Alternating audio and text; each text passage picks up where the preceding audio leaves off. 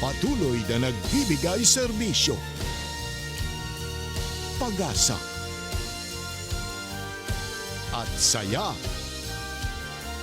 GMA Regional TV. Kapuso ng bawat Pilipino.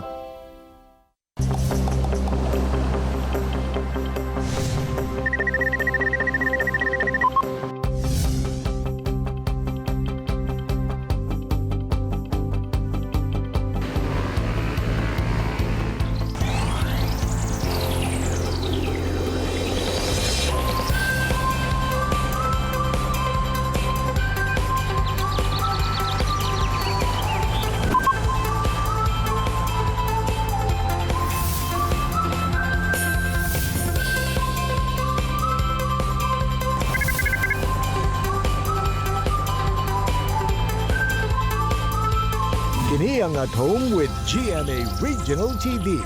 Thank God it's Friday mga kapuso all over Mindanao. Atong kamustahon atong mga kapuso, ingon man sa mga silingan sa Panabo City ug Tagum City sa Davao del Norte Province. Sa may buntag, Mayong buntag sab Jill, ato sab kumustahon ang atong mga kapuso sa Balabagan ug Wao sa Lanao del Sur Province. Mga kapuso, karong buntaga atong mas palawman pa ang atong kahibalo labot sa family planning ug responsible parenthood. Kauban ang Acting Regional Director sa Population Commission and Development kon Popcom Region 10, si Neil Aldrin Omega.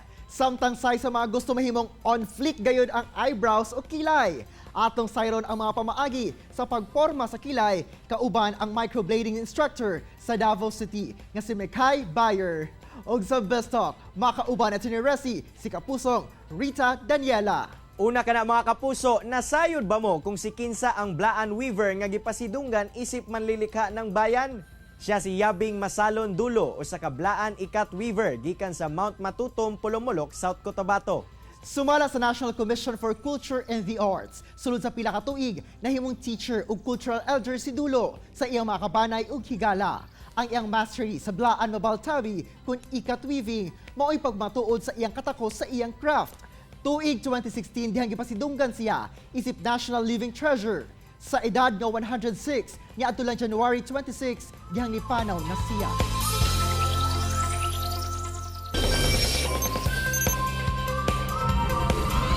Mga kapuso, sa mga nagaproblema sa dili pantay nga kilay o dili bakaha sobra sab kanipis nga kilay o guban pang kilay problems. Karong buntaga atong sayron kung anong kilay is life jud. Kauban ang microblading instructor dinhi sa Davao City nga si Mekay Bayer. Ma'am Mekay, may buntag og dayon sa At Home with GMA Regional TV. Kamusta ma'am? Hi, maayong buntag Jill, no? Ug maayong buntag mga kapuso. Ma'am, unang-una, unsa ba ka importante nga pormado gyud atong kilay sa atong overall look sa face sa tao?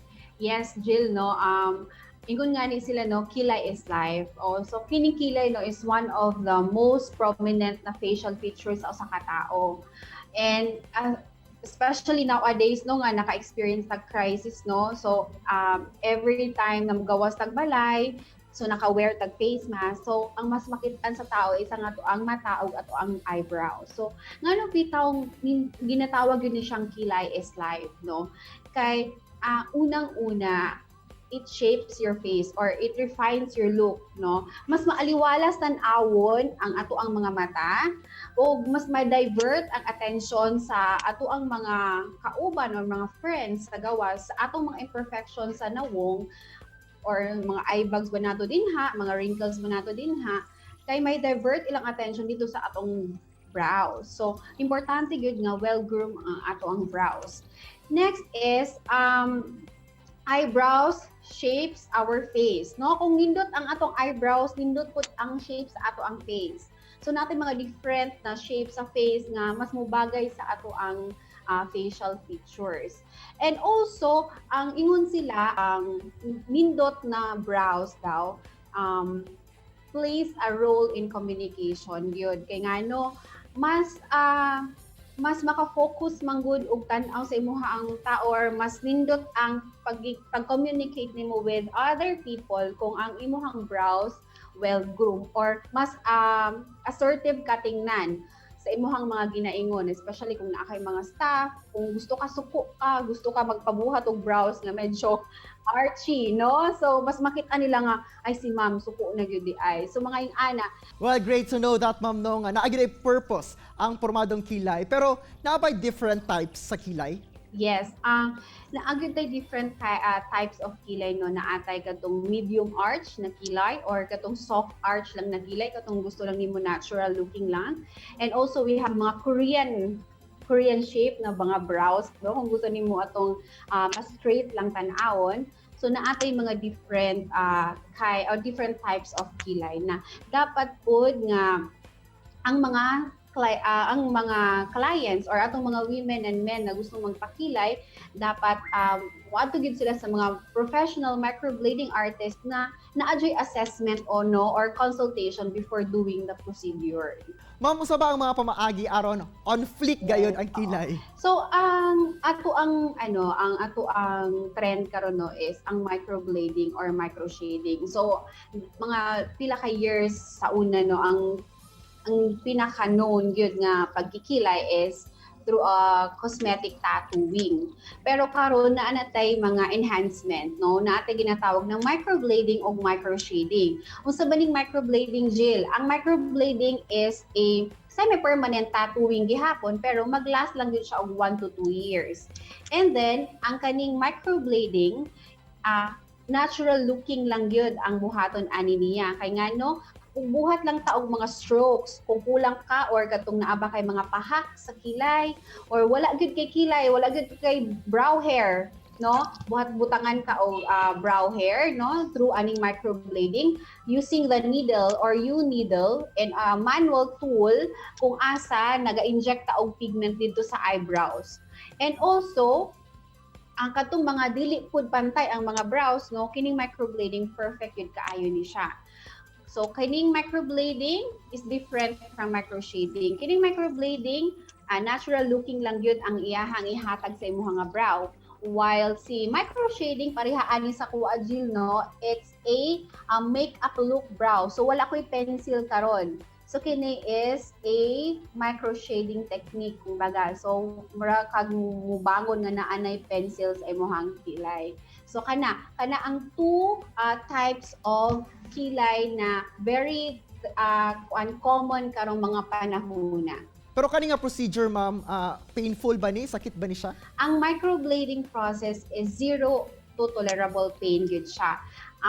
Naatay mga ginagamit na anesthetic cream before the procedure o naapod tay during anesthesia, no, ginagamit po nato siya during the procedure. So depende po di siya, Jill, sa pain tolerance sa usa ka magpakilay.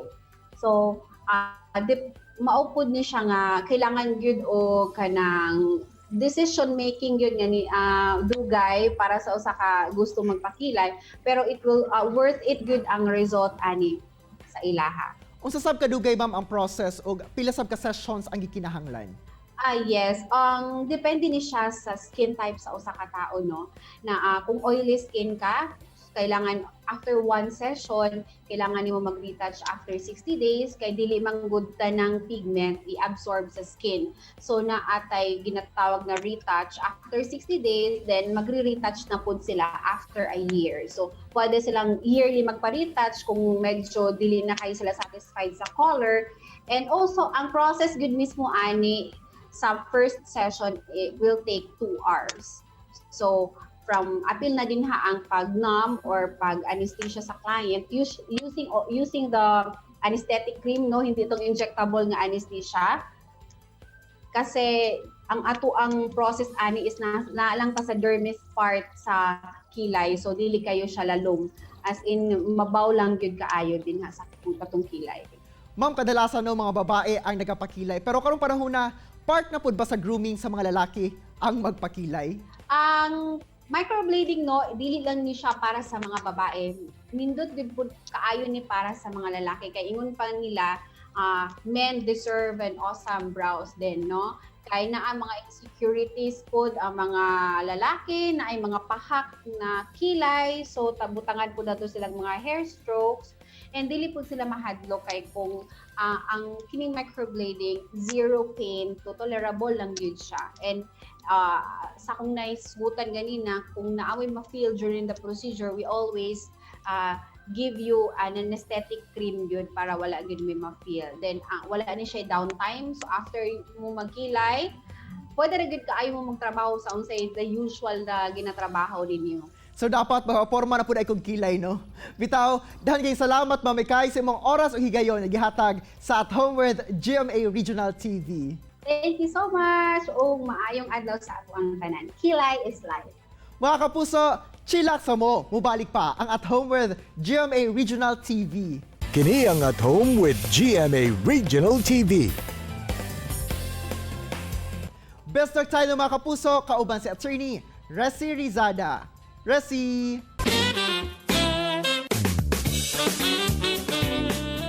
Thanks, Argel! Good morning mga kapuso! Welcome to Best Talk. Kadong buntaga, makauban nato usab si kapuso actress and singer Rita Daniela. Maayong buntag Rita and welcome back sa At Home with GMA Regional TV. How are you? Maayong buntag po. Hello sa inyo. So, first time saying that. Nakakaba. Okay naman. I'm very fine. So far, kamusta ang 2021 naman para sa'yo? 2021 is good. Busy kami sa pag-work, pag-shoot ng Ang Dalawang Ikaw, yung soap na ginagawa namin ni Ken.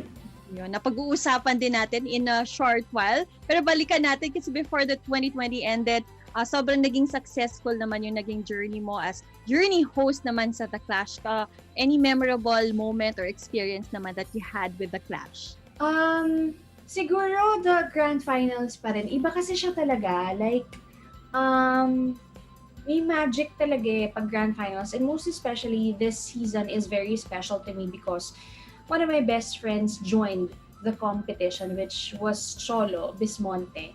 And childhood best friends na talaga kami nila Julie. And it was really hard for us, most especially sa amin ni Julie. Kasi, hosts kami. So, kailangan, alam mo yung, ang hirap na nandun ka sa gitna of doing your job. And also me as his best friend. Ang hirap for me, lalo na nung when he lost, it was really, really hard for me. I guess yun yung siguro yung memorable. Kasi first time kong na-experience yun bilang journey host sa The Clash. So for moments like that, Miss Rita, how do you boost the confidence or morale naman your best friend Cholo and the rest of the Clashers as well? Sa totoo lang, ang hirap din kasi iba-iba talaga yung season ng ating Clashers. Iba-iba yung storya ng buhay nila. So, minsan nakadepende rin yun kung ano bang kailangan nila, what kind of encouraging words ba talaga yung kailangan nila. Kumakapit na lang din talaga kami sa moment na lagi naming pinapaalala sa kanila kung bakit sila sumali. Kung bakit sila nandito is for their dreams. Thank you for those kind words and advice, Miss Rita. I'm sure lahat din nating mga Clashers, mapapanood nila ito and I'm sure they can relate so much with what you just told us. At ngayon nga, moving forward to 2021, it's another big break for you kasi you're working on another teleserye naman with Ken Chan. Kumusta ang preparations ninyo so far? Preparations, okay siya. It's a really, really different experience kasi we do our workshops online, Zoom. So, I think every 2 weeks or once a week, I guess, nag-script reading kami. Inaaral na namin, ina-advance na namin yung isushoot namin para mas mabilis yung trabaho namin para pagdating namin doon sa lock-in. Mas madali yung trabaho. So dito sa Ang Dalawang Ikaw, Miss Rita, how would you describe your role here as Mia? Mia is has a very strong personality. Mia is a silent fighter. Mia is a very loving woman and very passionate siya when it comes to love, romantically. I'm sure excited na ang lahat mapanood ang Dalawang Ikaw. Mensahe mo naman muna sa lahat ng ating kapuso dito sa Mindanao and invite them also na abangan ang Dalawang Ikaw. Yes, sa lahat po ng kapuso natin dyan sa buong Mindanao, malapit na malapit yun na pong makita at mapanood ang Dalawang Ikaw. Kasama po kaming dalawa dyan ni Ken dyan. Ito po yung muling pagtatambal namin at magbabalik na kami ulit sa telebisyon. Mapapanood yun na kami araw-araw. And sobrang excited po kami mga kapuso na makita niyo po yung pinaghihirapan namin ngayon. At para po sa inyong lahat ito. Thank you very much po. Kayang salamat, Miss Rita, for joining us dito sa At Home with GMA Regional TV. Thank you. And that was Kapusong Rita Daniela. Tutok lang mga kapuso kay mubalik pa ang At Home with GMA Regional TV. Kini ang At Home with GMA Regional TV.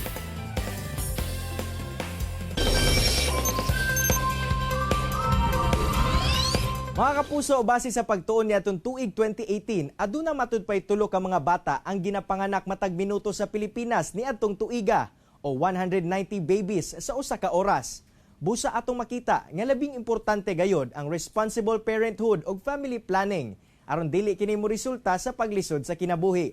Subay ni ana atong makauban karong buntaga ang Director sa Commission on Population and Development sa Region 10 nga si Sir Neil Aldrin Omega aron tagaan kita og dugang kaalam. Sir Neil, mayong buntag kanimo og dayon sa At Home with GMA Regional TV. Kamusta, sir? Mayong buntag, Sir Sai, no? Og okay lang ta karon, bisag naapat taliwala niya ning atong problema sa COVID-19. Sir, atong hisgutan ang family planning. Unsa ba kini?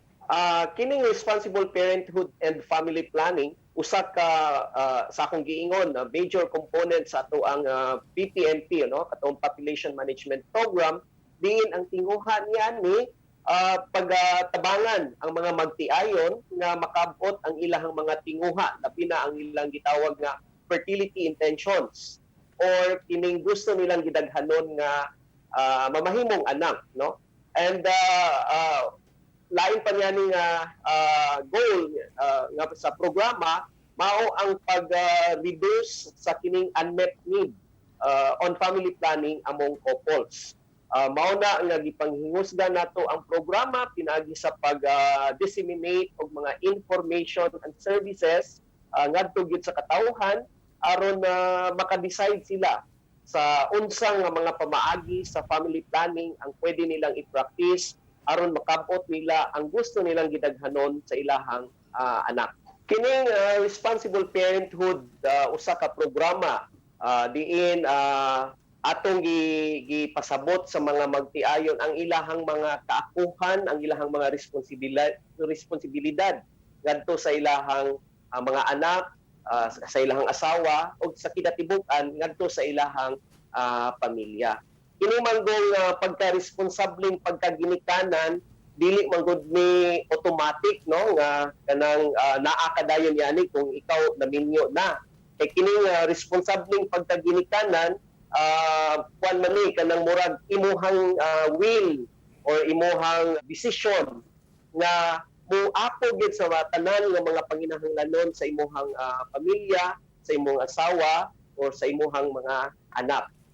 Kini nga mga panginahanglanon maglangkop kini sa akong giingon apil na gid niya na ang imuhang time, ang imuhang atensyon nga mahatag sa tanan miyembro sa pamilya. Ug unsa pod ba mga programa nga inyong ginahimo aron maduso ang family planning program? As a national government agency, Sir Sai, no, ang Commission on Population and Development nag-implementar niya ning programa pinagi sa pag-coordinate, collaborate o pagpakig-partner sa ato ang mga local government units and mga partner agencies na involved sa pag-implement sa population management program. Gani karon Sir Sai, niya kita karon sa Lanao del Norte aron sa paghimo sa gitawag natog annual planning and evaluation workshop. Diin ang atong mga kauban nagikan sa probinsya sa Lanao del Norte maoy ato ang mga participants, no, og ang mga kauban pud nato sa nagkalain-lain nga mga munisipyo diri sa province of Lanao del Norte. So isa lamang kini sa mga gihimo nato, naglibot kita diri sa Region 10 o paglibuton pa nato ang uban mga probinsya diri sa Region 10. Unsa sab kini ka importante sir, labi na sa mga pamilya nga maingon nato anaa sa underprivileged sector. So ang programa magatabang sa mga magtiayon aron katong gusto nilang gidaghanon nga anak ilag yung makabot o pinagi sa pagkabot sa hustong gidaghanon sa anak dili kayo sila pressured no sa pag provide or sa paghatag sa mga panginahanglanon sa ilang anak kay base man kini or mabalanse man nila sa ilaha pong kiniktaan no sa ilahang pamilya. Karon ba adunay risk sa paspas nga pagtaas sa populasyon diri sa rehiyon? Unsa ang atong paagi nga ma-address kini? Usa sa mga advocacies karon nga gihimo sa Commission on Population and Development mao kining pag-manage yun sa ato ang population. Kay kung atong tan-awon ang ato ang kasamtangang population structure, meaning to say ang age and sex structure sa atong population, nakit-an nato nga mas taas ang ato ang dependency ratio. Kining dependency ratio mao kining porsyento sa mga population nga nagdepende no sa mga population pod nga naa diha nga og daghan ang naa sa working age group ug sa sakto nga mga pulisiya sa gobyerno, pulisiya sa edukasyon, sa health and sa creation sa mga trabaho, daghan puhon ang naay trabaho ug motaas pud ang produksyon no sa ato ang ekonomiya ug mulambo pud ang matag pamilya ug ang matag individual diri sa ato ang nasud ug labi na diri sa Northern Mindanao. Daghang kayong salamat Sir Neil sa imong oras nga gihatag sa At Home with GMA Regional TV ug Amping Pirmi sir. Daghan po kayong salamat Sir Sai no og sa ato ang programa sa GMA At Home with GMA Regional TV. Sa isang litkilay is life jud. Sumala sa microblading instructor nga si Mekhay Bayer nga dapat sa trained artist lang gayud magpakilay aron sakto kaayo ang porma sa imong kilay sa imong overall look. Samtang Jill alang sa Popcom nga kinahanglan planuhon gayod ang pagbuo og pamilya ug sutaon kung pila ang kayang mamahimong anak aron dili maglisod sa kinabuhi. Sayang mga kapuso, atong atangan si Kapusong Rita Daniela sa upcoming psychological drama series sa GMA nga Ang Dalawang Ikaw. Mga kapuso, unta na-inspire ug nakakaton kamo sa gi-share sa itong mga bisita karong buntaga. Sama na lang sa panultihon ni Bruce Lee nga if you spend too much time thinking about a thing, you'll never get it done. Mga kapuso, makita pagbalik ang atong episode pinaagi sa pagbisita sa www.gmaregionaltv.com. Ug ayo kalimot, mag-subscribe sa official YouTube channel sa GMA Regional TV. See you on Monday mga kapuso, ug always remember that God is good all the time. Ayaw sab kalimot sa pag-smile. Amping! Ako si Cyril Chavez. Happy weekend mga kapuso. Kinisab si Argil Relator. Buong puso para sa kapuso.